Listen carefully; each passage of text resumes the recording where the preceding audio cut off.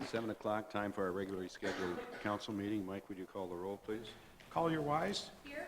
Erickson. Here. Holland. Here. Humphrey. Here. Mines. Here. Price. Here. Sorensen. Here. Ward. Here. Mayor Powell. Here. Would everyone please stand for the Pledge of Allegiance?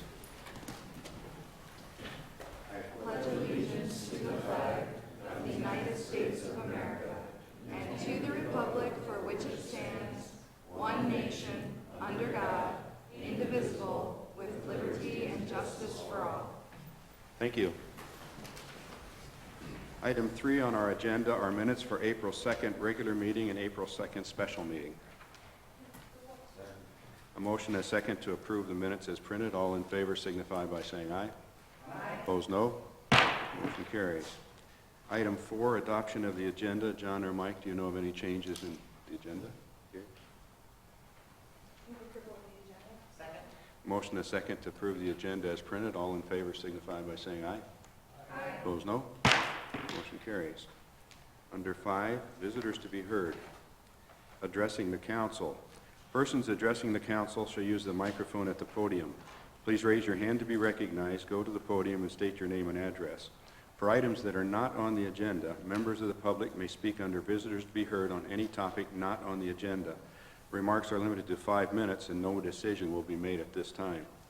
For agenda items, public testimony will be taken at the beginning of each agenda item after the subject has been announced by the mayor and explained by staff. Any citizen who wishes may speak one time for 5 minutes on each agenda item. Public testimony will then be closed and the topic will be given to the governing body for possible action. At this point, only City Council members and staff may discuss the current agenda item unless a council member moves to allow another person to speak and there is unanimous consent from the council. Questions from council members, however, may be directed to staff or a member of the public through the presiding officer at any time. At this time, we have a proclamation recognizing Arbor Day. And Rich, please. Proclamation celebrating Arbor Day. Whereas in 1872, J. Sterling Morton proposed to the Nebraska Board of Agriculture that a special day be set aside for planting trees.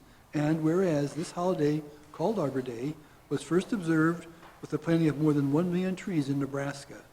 And whereas Arbor Day is now observed throughout the nation and the world. And whereas trees can reduce the erosion of our precious topsoil by wind and water, cut heating and cooling costs, moderate the temperature, clean the air, produce life-giving oxygen, and provide habitat for wildlife. And whereas the trees are a renewable resource giving us paper, wood for our homes, fuel for our fires, and countless other wood products. And whereas trees in our city increase property value, enhance the economic vitality of business areas, and beautify the community. And whereas trees, wherever they are planted, are a source of joy and spiritual renewal, now therefore be it resolved, we, the governing body of the city of Vermillion, do hereby proclaim April 27th, 2018 as Arbor Day in Vermillion, and urge all citizens to celebrate Arbor Day and support efforts to protect our trees and our woodlands.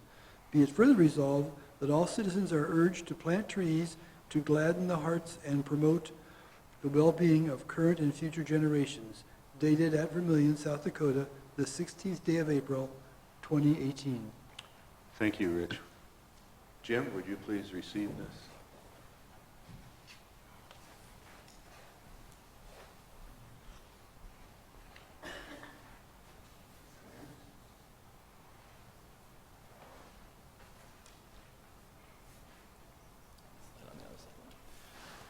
Thank you, members of the council, for recognizing the City of Vermillion and the Arbor Day project that we will be proud to celebrate here on April 27th over at Prentice Park. Inside the baseball field over at Prentice Park, we'll be spading in a new tree, which will be enjoyed by not only members, people that are going to the baseball field and watching baseball games, but everybody in the community will see the tree. It'll be right along Prentice Avenue.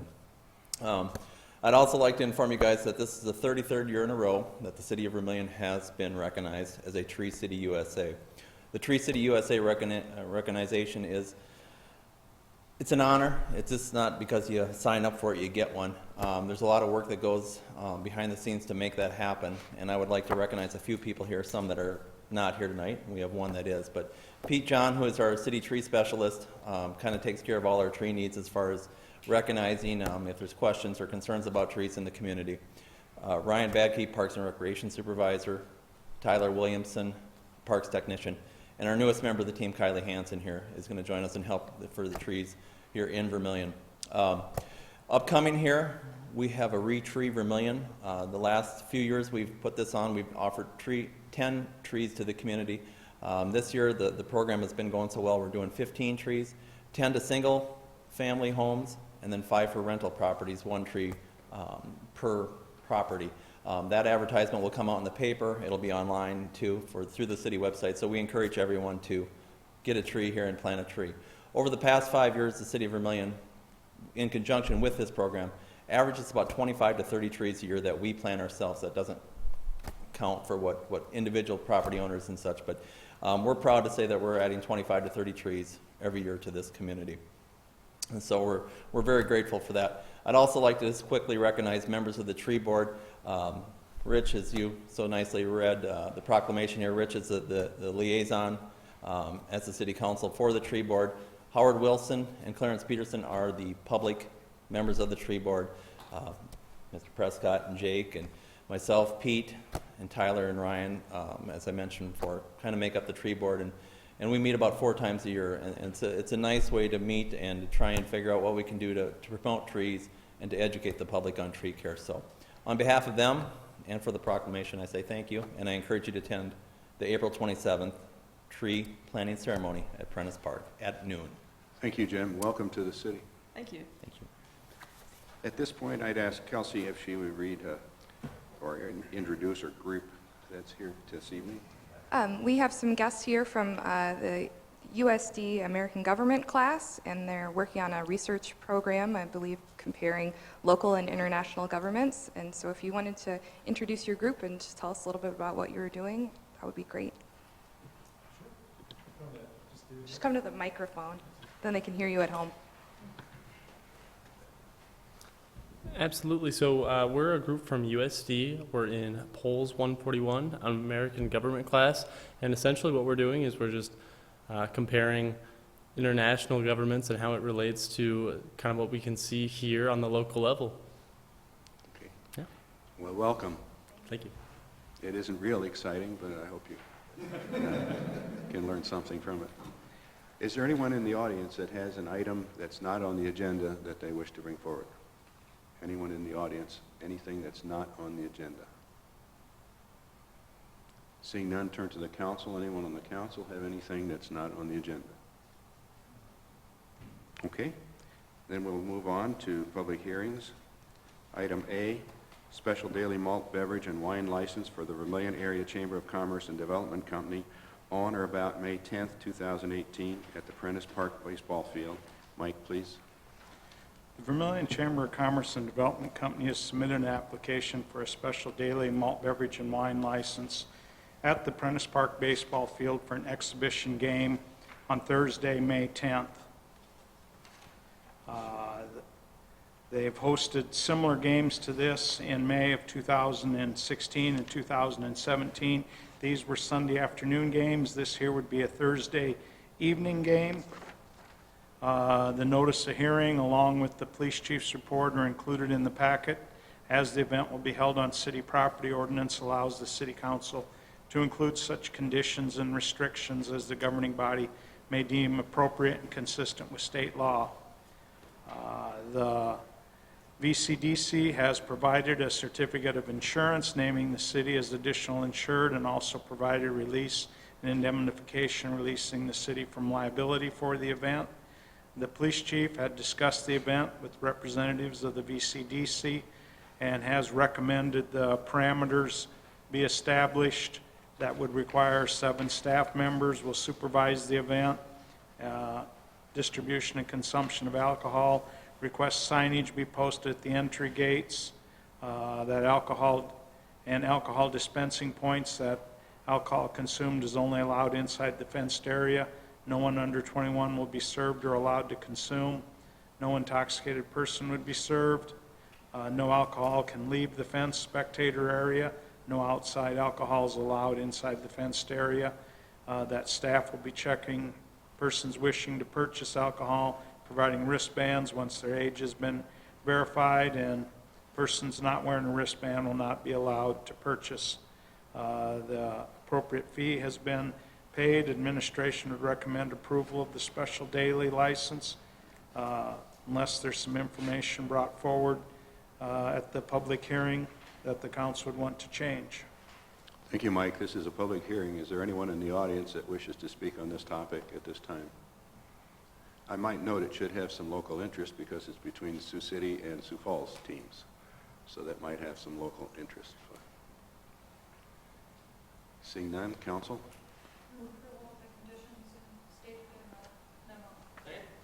Motion and second to approve, as Mike read, the conditions imposed on it as well. All in favor signify by saying aye. Aye. Opposed, no. Motion carries. Thank you. Item B, special daily malt beverage and wine license for the Vermillion Area Chamber of Commerce and Development Company on or about April 19, July 12, July 19, July 26, August 2, August 9, August 16, and August 23, 2018 on Rottigan Platz, half block of Market Street south of Main Street, and Main Street as it abuts the plots for Thursdays on the Platz events. Again, Mike, please. The Vermillion Chamber and Development Company has submitted an application for a special daily malt beverage and wine license for the Earth Day and Thursdays on the Plot events coming up this summer. The events will be held in Rottigan Platz on the corner of Market and Main Street. Also a half block of Market Street south of Main Street and Main Street as it abuts the plots.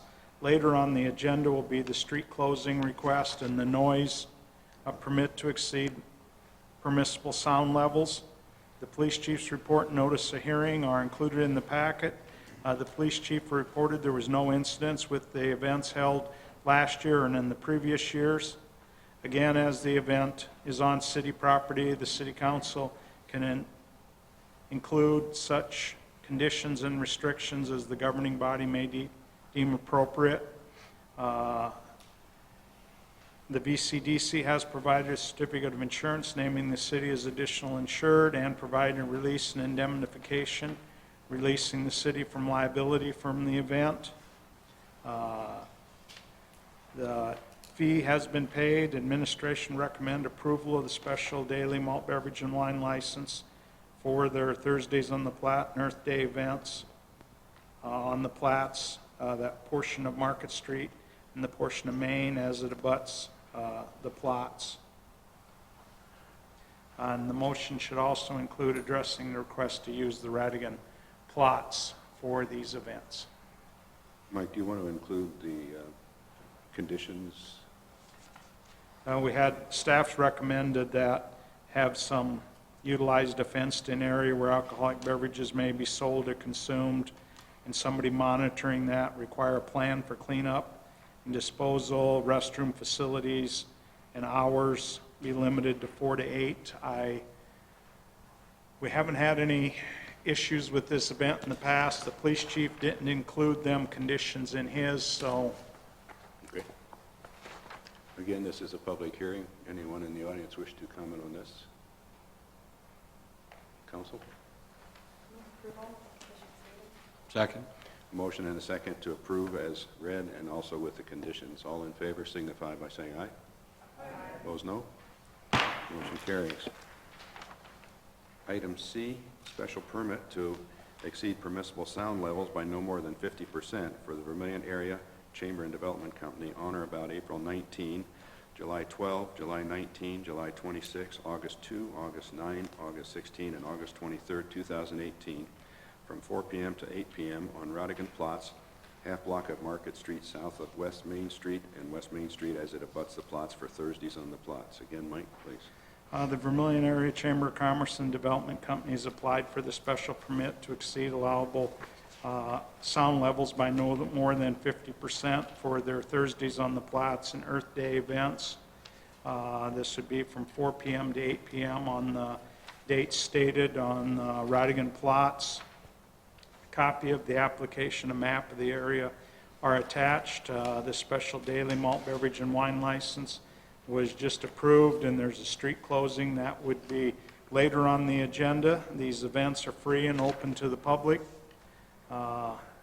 City Council will need to determine at this hearing if this is a suitable location, appropriate facilities during the allowable times for the applicant to do these events and show that the public benefit for the event.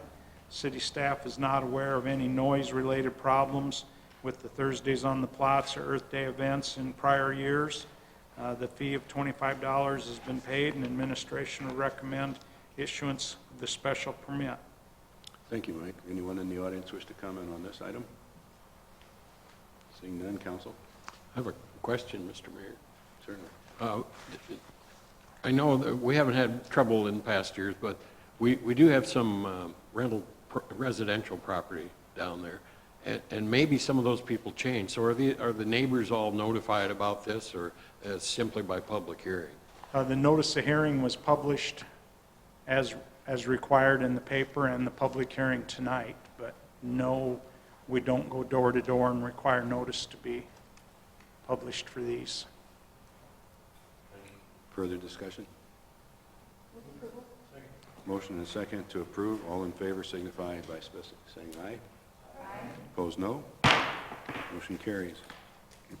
Item D, special daily malt beverage and wine license for the Vermillion Downtown Cultural Association on or about April 20 and 21, 2018 at 4 West Main, the Vermillion Theater, for a fundraising event. Mike, please. As was stated, the Vermillion Downtown Cultural Association submitted their application for a special daily malt beverage and wine license for fundraising events at the Vermillion Theater on April 20th and 21st. This is located at 4 West Main Street. The notice of hearing and police chief's report are attached, and the police chief report notes that he had talked with representative of the Vermillion Downtown Cultural Association and that they will be checking IDs and using wristbands for the event. The fee has been received for this. City Council staff would recommend approval of the license unless information is presented at the public hearing otherwise for their special event on April 20th and 21st. Thank you, Mike. Again, any questions from anyone in the audience? Seeing none, council? A motion and a second to approve the special daily malt beverage and wine license. All in favor signify by saying aye. Opposed, no. Motion carries. Thank you. We have no old business, so we'll turn to new business. Item A, Mid-American Energy Annual Report, and Tim Forsch, please.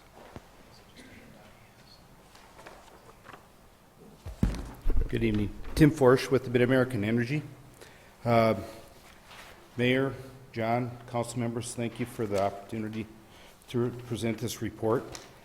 I did drop off a sheet there, kind of reviews. It's our 2017 cost of gas for all of last year. If you look through that, I just wanted to give that to you. It kind of gives you a consistency of the cost of natural gas.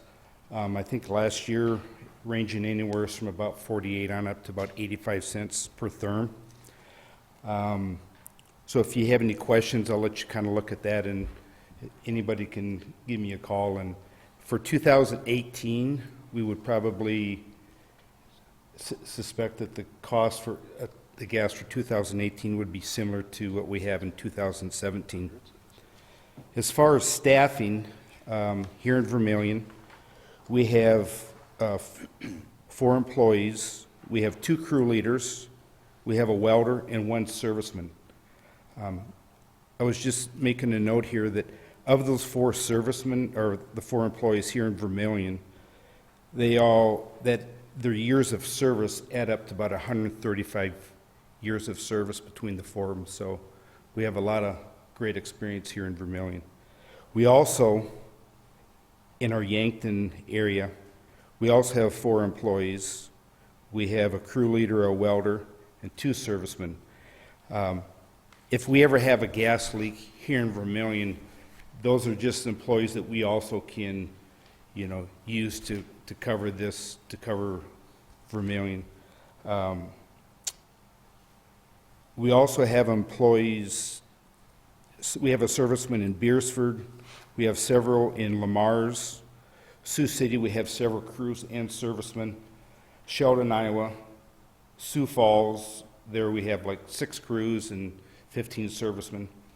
So we will utilize all those employees if there is a major emergency here in Vermillion. As far as 2017 leak response, City of Vermillion, we had 130 leaks in the City of Vermillion. Only 2 leaks of those went over 60 minutes. It's one of our goals to reach all of our leaks within 60 minutes. So we had 2 that went over. The average response time with our gas leaks in Vermillion was 23 minutes, and our max was 68. So we did have one leak that went over 68 minutes. Construction activity, we completed roughly 20 construction orders, and that's anywhere from new service, replacement services, and gas service abandonments. As far as right now, we have no construction projects slated in 2018 with the City of Vermillion. And that's really all I have for my, does anybody have any questions? Council, Tom? Thank you. Thanks for being here, appreciate it. Absolutely. Is there a plan for any neighborhoods or part of the city to replace old, or you need to do this just as it comes up? So what we do on that is when the city has a street project, if you're replacing water and sewer, we will at that time come in and replace our gas mains at that time. Do it at the same time? That's At the good. same time. And I might note that being familiar with the department, I think the fire department appreciates your Sure. rapidity in response, and you seem to work very well Yeah. together with Well, us, so thank you. we enjoy having the fire department. Anytime there's an incident, a lot of times they will respond. So we appreciate all the help of all the services here in Vermillion. So. Anyone else have a comment or question? Rich? How are your reserves for expansion in the city? Well, I mean, as far as like all of the new main extensions, so like wherever, if you're going to have a growth area, just like Bliss Point, we certainly will be ready to actually go in any of those subdivisions.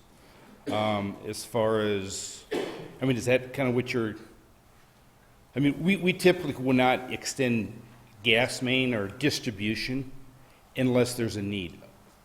I understand that. Now, what I'm concerned about, I was in a previous city where we wanted to bring in industry, and they said, sorry, our lines won't support additional consumption. And so I want to know what Right. reserve we So have. Can we you do report? have a max at our TBS, which is right by our office there. I'm not sure exactly what that capacity is right now. I know we do have capacity here in Vermillion, additional capacity. To what extent, I could certainly get back to you in that, but yeah. But we do have capacity. I'd only be concerned if you say Right. you've got capacity for 5% more. That makes me nervous. I'd like to see more than that. Right. Absolutely. Other comments? Well, thank you very much. If I can, I have Certainly. one more. I'd like to introduce, we have a new business and community development, economic development person, Sam Wagner. And Sam's new to Mid-American Energy, but not new to economic development, so if he has any comments or... I just dropped by to say hi, so Hi. thanks for that. Yeah, I just started this job with Mid-American about 6 weeks ago, and they haven't fired me yet, so I chalk that up as a personal victory. Yeah, I work with I'll work with folks like Nate Welch and others in the community on sort of larger commercial projects, industrial projects, and effectively representing Mid-American Energy on any and all of the economic development projects that we see come through the community here. So I'm sure in that capacity I'll have ample opportunity to be before you and work with you even on a one-on-one basis, and I look forward to doing that. So this is just an opportunity for me to put my face out in front of you, and thank you very much for taking a couple of minutes to hear from us this evening now. Thank you, guys. All right. Appreciate it. Thank you. Absolutely. Item B, a request from the Vermillion Chamber of Commerce and Development Company to close Prentice Avenue from East Main Street to East Clark Street Thursday, May 10th, 2018, from 6 p.m. to 9 p.m. for a professional baseball exhibition game. Addison, please. Thank you, Mr. Mayor. One moment here, I'm getting my maps in order. There we go. Like you said, the VCDC is requesting a street closure for the professional baseball exhibition event. That's going to be Thursday, May 10th. The game is, as you said, between Sioux City Explorers and the Sioux Falls Canaries. And the closure in question is for Prentice Avenue from East Clark Street to East Main Street, as you can see right here. The time frame in question is from 6 o'clock to 9 o'clock p.m. And the VCDC has notified all of the residents that could be affected by this closure. The contact person is actually here if you'd have any questions for him. That's Mike Bartos with the VCDC. This event is one of many that the VCDC and Bid Board had presented as opportunities to increase visitor spending in the community by promoting Vermillion and Clay County as a destination for popular events. This closure would not require a post-event cleanup, as it is merely a proactive safety precaution in the event that a child runs out into the street to retrieve a foul ball, which I think is pretty smart. Strategic investments such as this event are key pieces to the VCDC's plan to enhance Vermillion's economic and community environment. And the more the city can do to accommodate these events, the more ensured and effective the positive impact of these events will be on our community. There are no financial considerations, as on-duty park staff assisting with the event and the VCDC staff will set up and remove the barricades.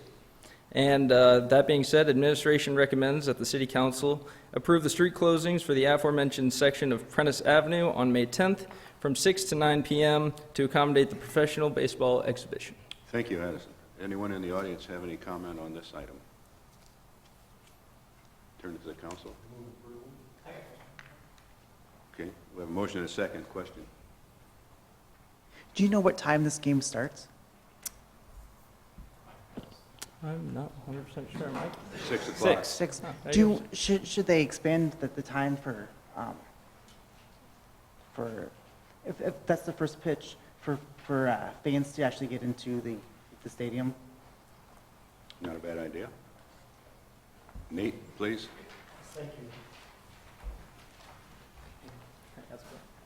Nate Welch, Vermillion Chamber and Development Company. That is a great question. The reason actually that we bring it up right till first pitch is we do want to utilize the parking on that street. So what we do is we allow it to be able to stay open once the game actually starts, with the main effort to actually just prevent anyone from running across the street and cars coming by for foul balls. So we close it off once the game starts, and then we staff each end of the street for us to be able to allow for any cars that are in there to be able to come out. So we actually want to be able to make sure to utilize the parking along that street. Further questions? Rich? Nate, is it actually a full closure, or the residents there, can they get in? In other words, it's Yes, restricted and that's the other reason why we'll staff it on the end. And then that way, if anyone is driving in and they want to get to their house, they're able to do that. But it allows us to be able to give that other touch. When a person's driving in, the person at the end of the street can also make sure to mention and say, hey, please be careful. There is, of course, a game going on. Drive a little slower. Great, thank you. Any other comments, questions? We have a motion and a second. All in favor signify by saying aye. Aye. Opposed, no. Motion carries. Thank you, Addison. Thank you, Mr. Mayor. Thank you, Council. Item C, request from Vermillion Chamber of Commerce and Development Company to close Market Street from West Main Street south along Radican Platz and West Main Street from the west side of the intersection of West Main Street and Prospect Street west through Radican Platz on April 19, July 12, 19, and 26, August 2, 9, 16, and 23, 2018, from 4 to 8 p.m. for Thursdays on the Platz. And Jake? Oh, that's me again, sorry.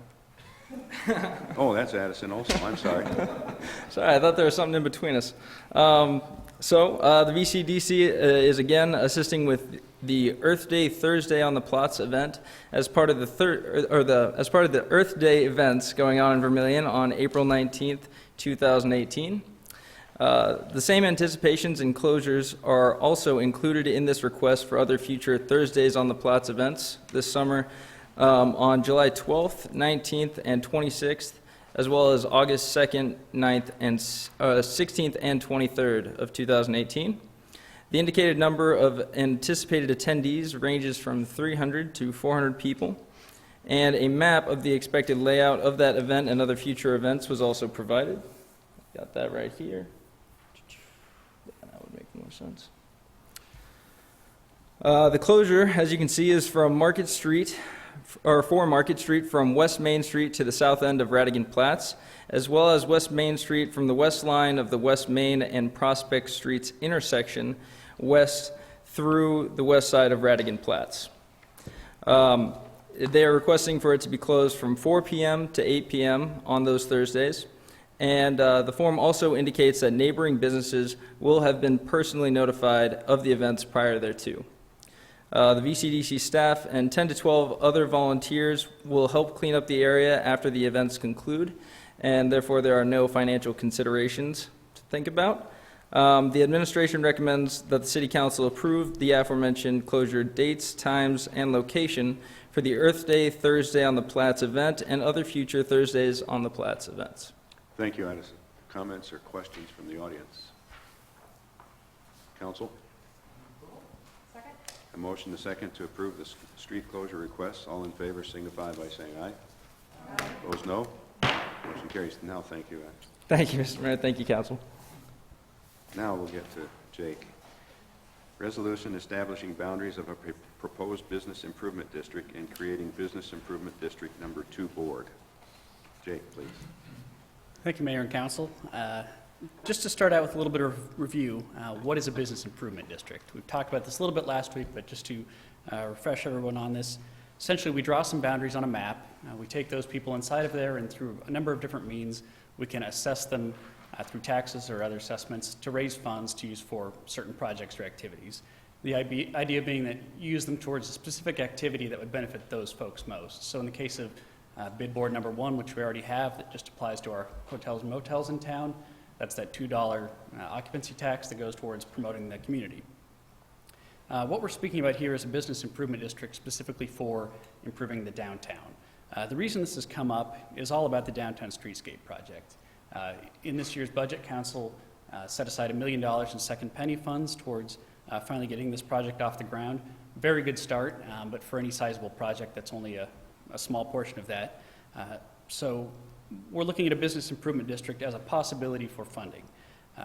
There's really very few funding sources that we can utilize towards this kind of project.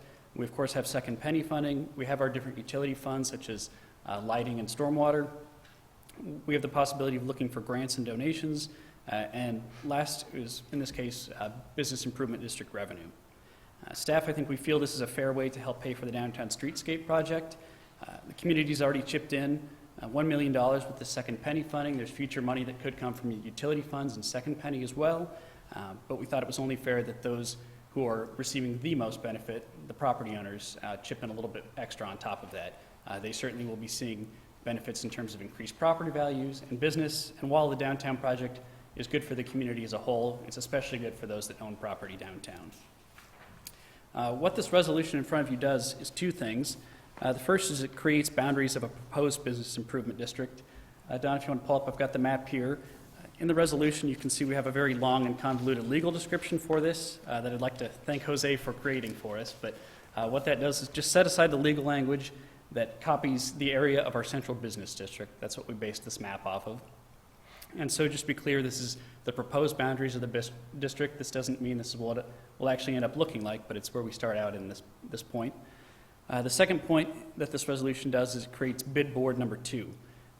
So what this group would do is look at the issue, study it, decide if we should create a bid district, how that would generate revenue, and then how that revenue could be used. And this would all be made in a report to City Council. At that point, Council could decide to pursue an actual business improvement district or not, depending on what Council's pleasure is on that. The way we look at this now, if this resolution were approved this evening, on May 21st is when we could actually start putting members onto that board, if that's what Council chooses to do. Just to be clear on a few things that it doesn't do, the action tonight doesn't increase taxes on anyone. It doesn't place assessments on those in the proposed district. This just allows us to move the conversation forward. In the future, it may very well bring some sort of assessment on those inside the district, but that's something this resolution just allows us to move that discussion along. I know no one enjoys paying more taxes. In this case, we believe it has a very specific use and would do a lot of good for those inside the business improvement district. Also importantly, this doesn't commit City Council to the creation of a bid later on. Again, this just keeps the discussion moving forward so we can have more in-depth discussion and more public input on this. One thing that I just would note, because it has come up previously, you'll notice the Central Business District does encapsulate some single-family residences, and so just to allay any concerns that this might result in someone's house being assessed, I would recommend to staff, as we move this process along, and again, this is early, but just to put it out there, Sioux Falls in their downtown business improvement district has an exemption for single-family residences. I think that'd probably be something we want to look at as well. So at this time, happy to take any questions. We have some folks here. I'm not going to compel anybody to speak in front of council if they don't want to, but who helped us out with the Downtown Streetscape Improvement Committee these past few months that I think would be happy to speak on this project. And after any questions, staff would recommend approval of the resolution. Thank you, Jake. Anyone in the audience wish to speak on this?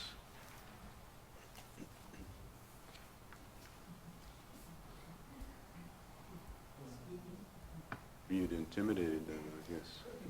It'd be the first time I've heard that. Yeah.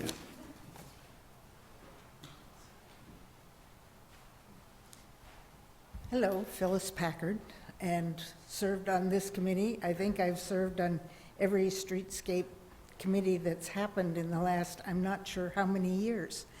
I believe this is a really positive step towards something that is very needed and will bring on a greater pride in Vermillion. I'm excited that we're getting closer. Thank you, Phyllis. So that's all. Anyone else in the audience? Good evening. My name is Martin Prendergast, and I am a business owner and a property owner in the business district. And I just believe this is a proposal that benefits the city of Vermillion as a whole. It definitely benefits the downtown, but it will bring people into Vermillion who will shop at Hy-Vee and stay in the hotels and maybe use the pool. And so I think this is having a vibrant downtown is very important for the city, and I just want to put my support to it. Thank you. Thank you. Anyone else? Jim? Just a minute, Jake. He was sneaking in. Well, Jim Waters. I guess, I do own properties downtown. I think this is a very good project in that it's going to make Vermillion more of a destination all year round. So when the college is out, we'll still be bringing people to town. And I think it's also something that's going to help with keeping young professionals here, because it's kind of it makes the area more hip. And you know what I'm saying? And so, it's just going to create more interest in our town and make people hopefully stay here after they graduate and use their degrees here. So I guess that's what my input is. Thank you, Jim. Thank you. Anyone else? Okay, we'll turn it to the council for deliberation. Tom? Surprise, surprise, I have a question. How locked in is this boundary description?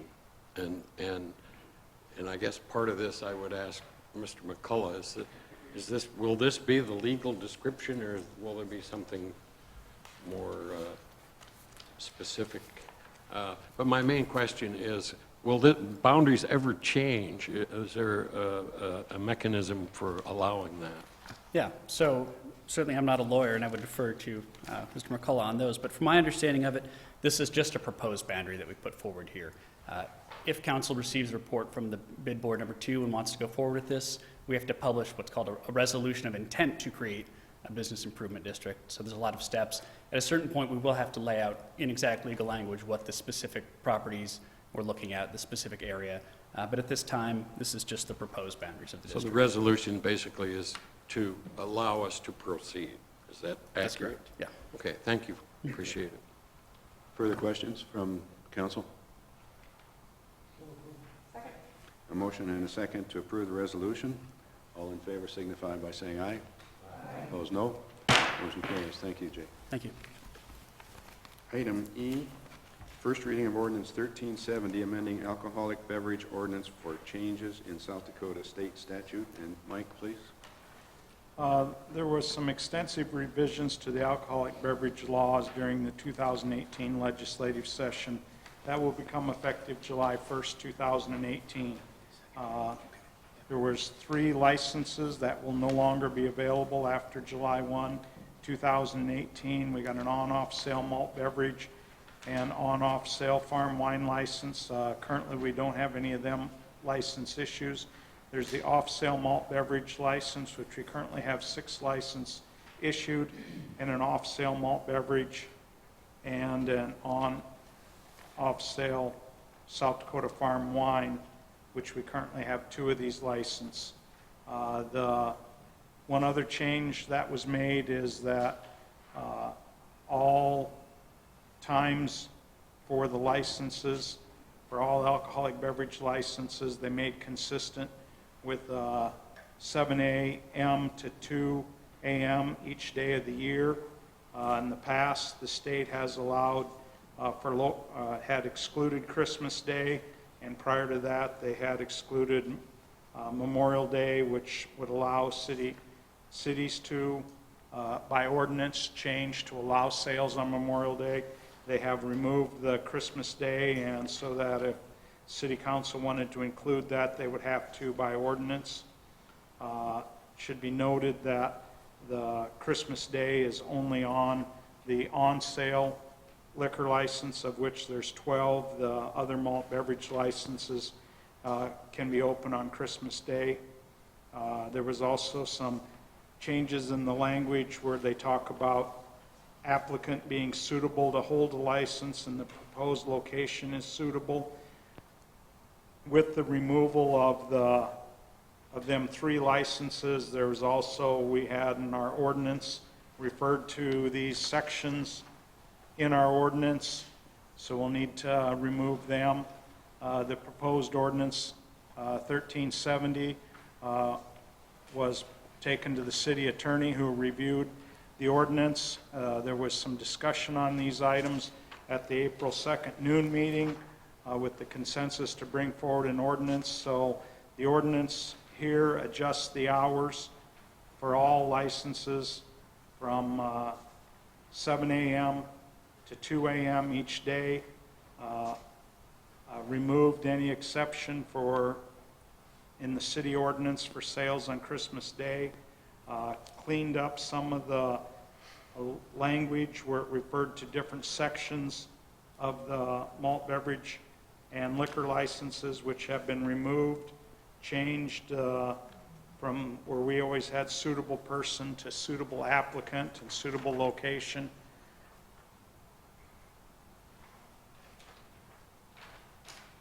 In ours, and then in our, also cleaned up some more of them sections that referred to licenses that have been removed. Administration recommend approval of first reading of this ordinance to change our city ordinance to comply with changes in the state statute to be effective July 1, 2018.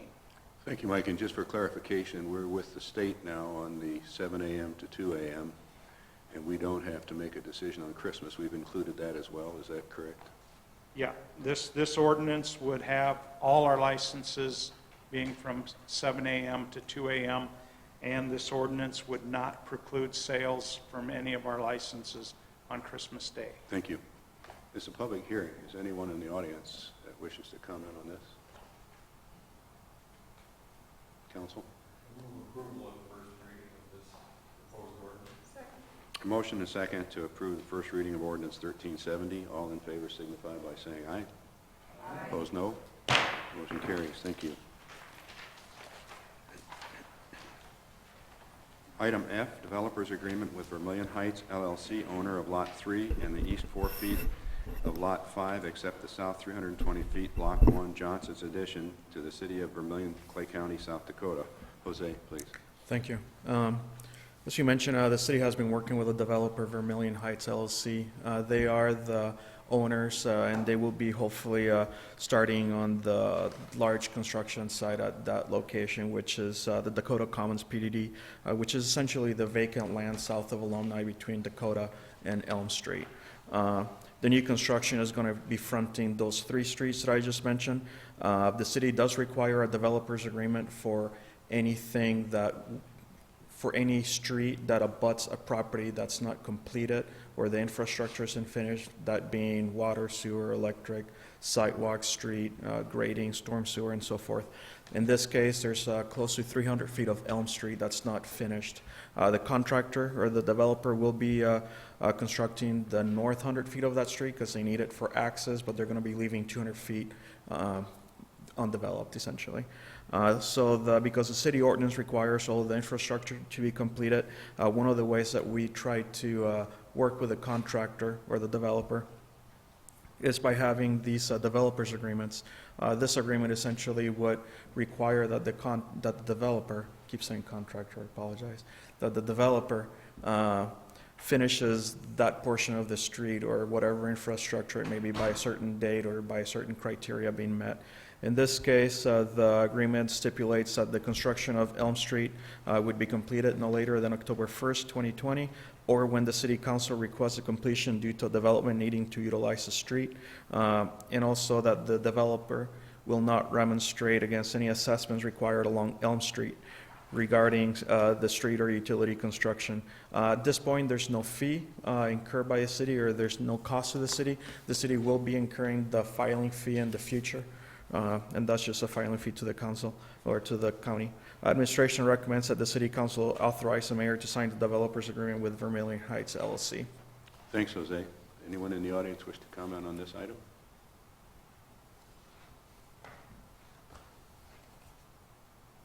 I think we're all pretty excited about this.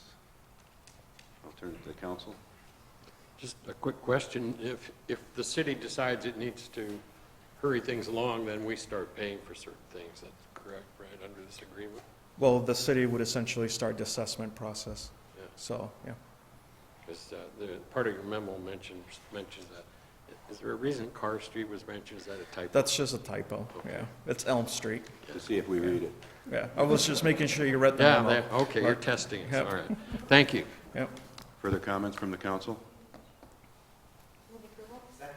Motion and a second to approve the developer's agreement. All in favor signify by saying aye. Aye. Opposed, no. Motion carries. Thank you. Item G, Vermillion Housing Authority Board appointment.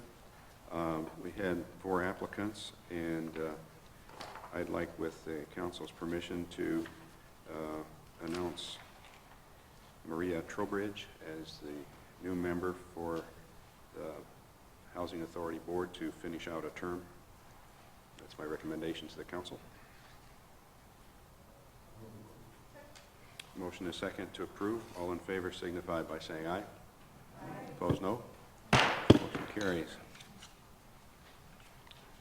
Item H, resolution authorizing the purchase of a water department backhoe. Jose, please.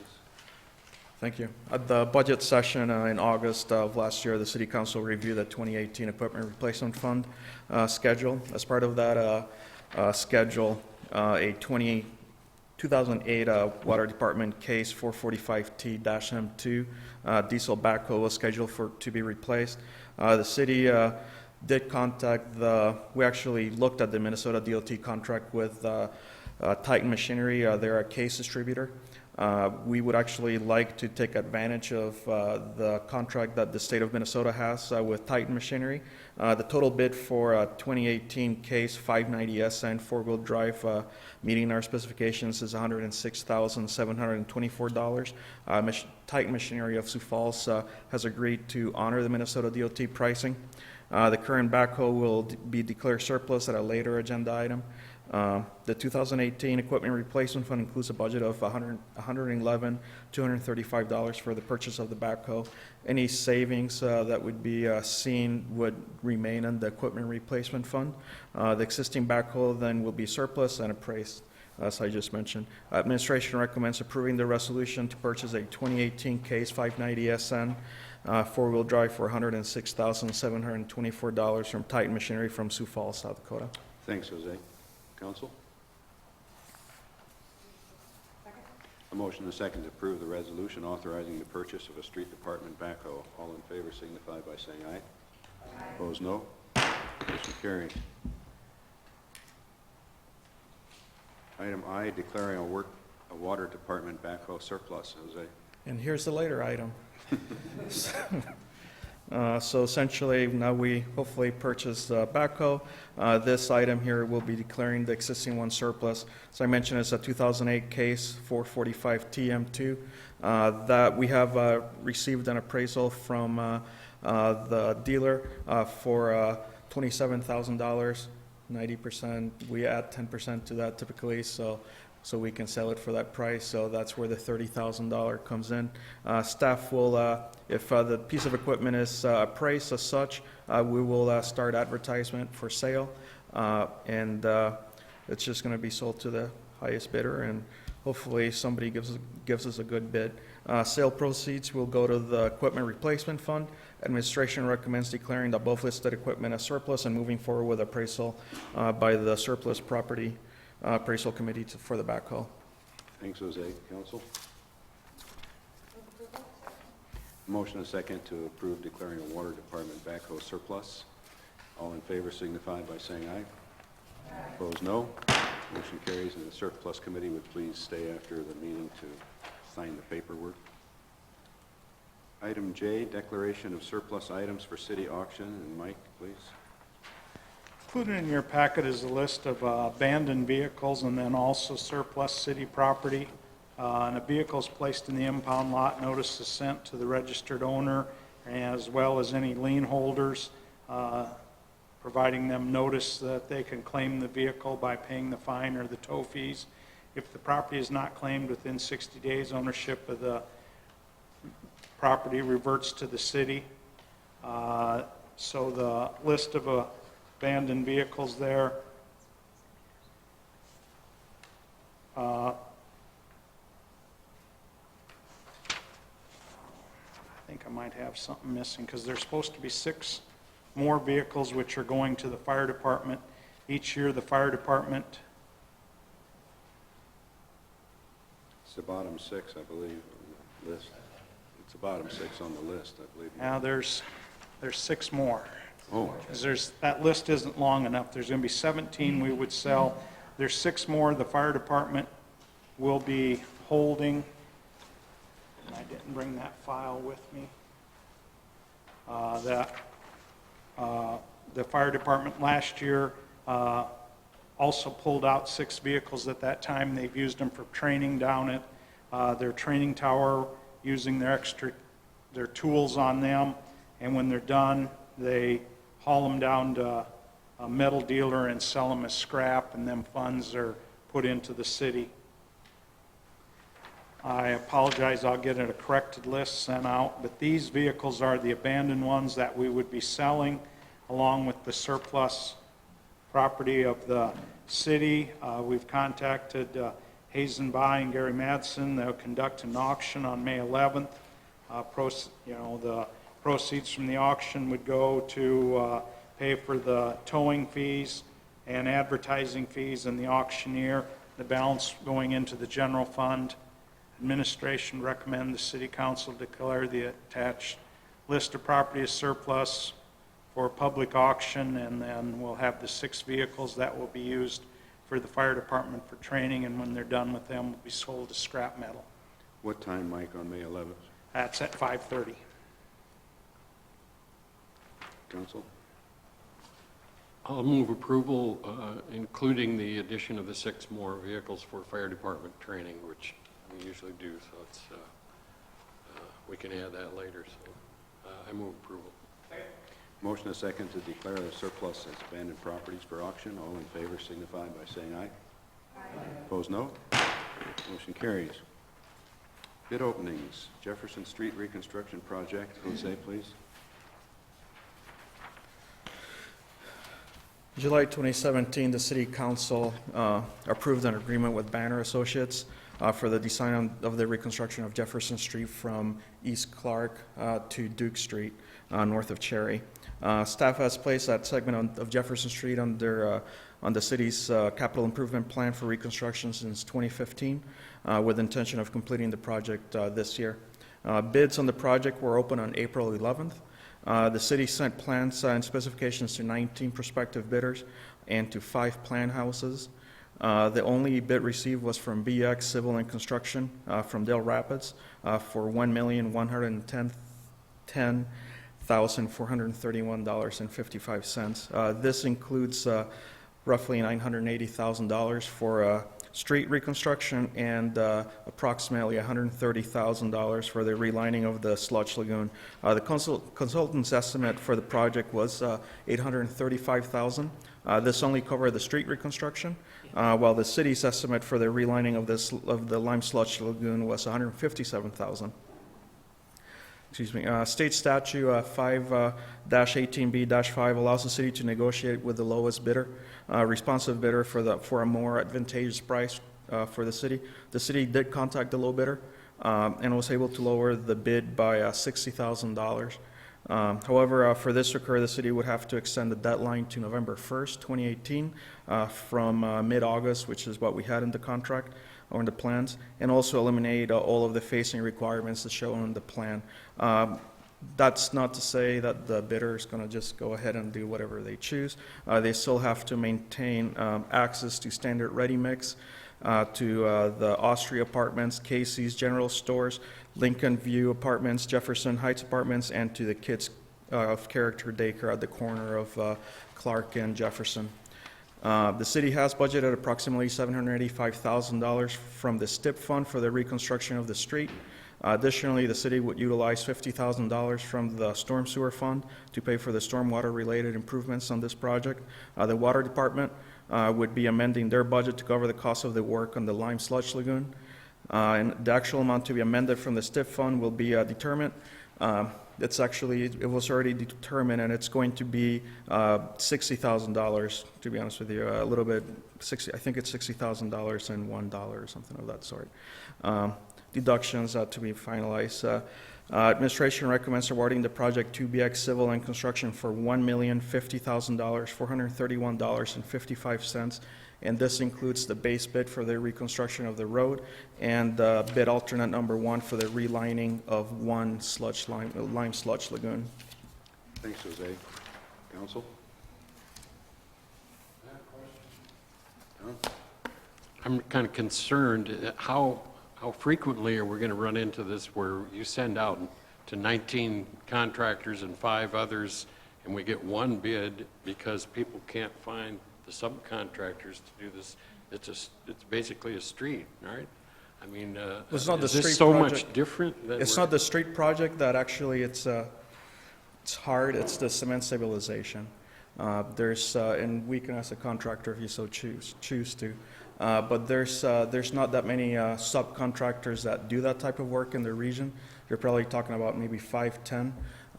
For example, the last time that we did the lime sludge lagoons in 2014, I think it was, or 2000, around that time, we had a subcontractor that did that from Illinois. So that they do. It's a hard thing to do to get. There's just not a lot of people that do that around here. Concrete stabilization, huh? Cement stabilization, yeah. I appreciate the explanation. Thanks. Further discussion? Council? Motion a second to approve bid opening for Jefferson Street project. All in favor signify by saying aye. Opposed, no. Motion carries. Thanks, Jose. Sale of surplus mowers, and I guess you get to do that one too, Jose. Yep. All of the equipment being sold through sealed bids has been replaced at this point, I guess. The mowers were declared surplus at the February 5th and February 20th meeting. The city contacted the city's Toro dealer, Midwest Turf and Irrigation, to see if they would agree to purchase the mowers for $2,000 each. This would be the 90% of the price value. They gracefully agreed to pay for that, or to purchase the 2 mowers. The revenue will be going over to the Equipment Replacement Fund. Administration recommends selling the mowers to Midwest Turf and Irrigation for a total of $4,000. Council? Motion and a second to approve the sale of the surplus park and recreation mowers. All in favor signify by saying aye. Opposed, no. Motion carries. Thank you. Thanks, Jose. Next is our city manager's report. John, please. Thanks, Rich, for staying.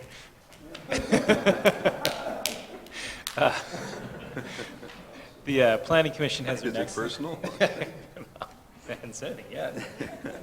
The Planning Commission at their next meeting on Monday, April 23rd, has a couple of different rezoning items.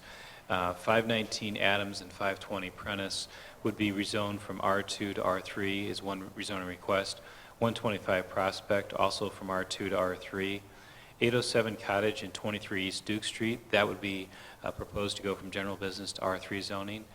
The Planning Commission also will be meeting with the County Commission for the placement of a home in the agricultural zoning district of our joint jurisdictional area. So Planning Commission is a relatively full agenda next Monday, the 23rd of April. Over the next month, a contractor for the railroad will be working on the 12th Street crossing. This will likely lead to some temporary gravel surfaces on either side of the tracks as they're replacing those. And then they'll come back later and fill that in with the hard surface. But initially, they'll come in, do some work, and fix those crossings, but we're going to have some gravel on either side of those tracks for a period of time. While you just filled the Housing Authority Board, we do have a term coming up here on our Library Board. There's one expiring in May. It's a 3-year term that starts in 2018 and runs till May of 2021. Expression of interest forms are due by noon on Wednesday, the 2nd of May, and anticipate that the City Council would make an appointment at your next meeting on May 7th. And included in your packet was one raffle notification. The Heartland Humane Society will be selling $1 raffle tickets during their summer soiree to be held Saturday, June 3rd. The prizes are 10 to 12 baskets, each valued between $40 to $50, and the proceeds from this raffle will be used for veterinary care needs at the Heartland Humane Society's facility. What was the date on that? Saturday, June 3rd, for the raffle tickets. Is June 3rd a Saturday?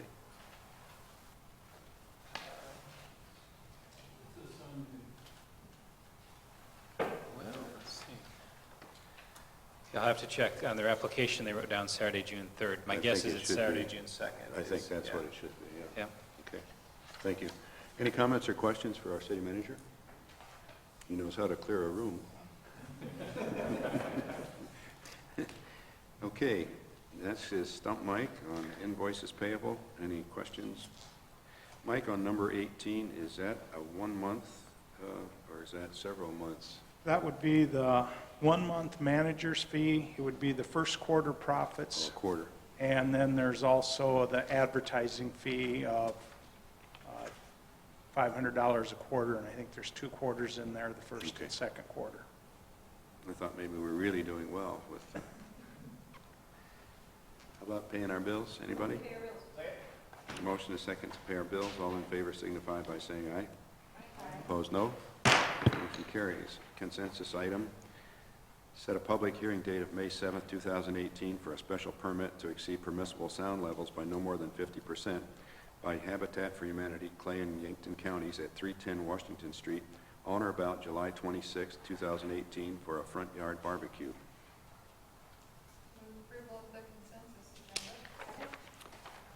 Motion and a second. All in favor signify by saying aye. Aye. Opposed, no. Motion carries. Steve. Motion is second to adjourn. All in favor signify by saying aye. Opposed, no. We're adjourned. Thank you.